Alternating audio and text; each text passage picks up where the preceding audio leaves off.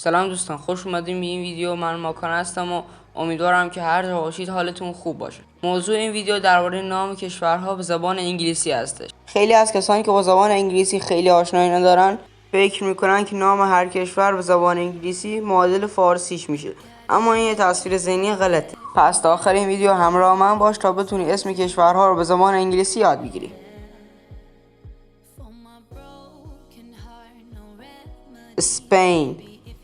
Spain اسپانیا.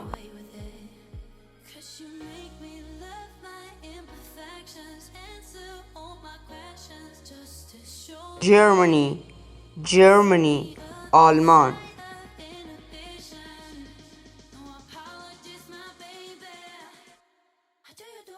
Japan ژاپن.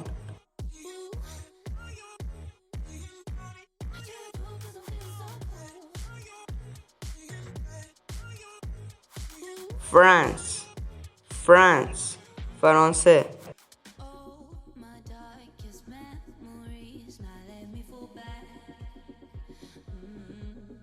India هند.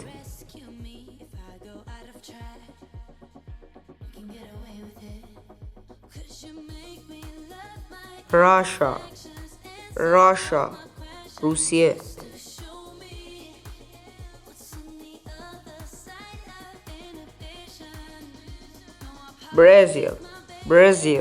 برزیل.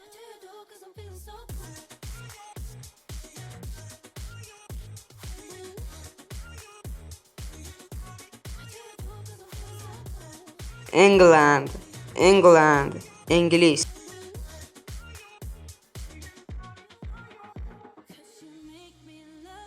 آرژانتین.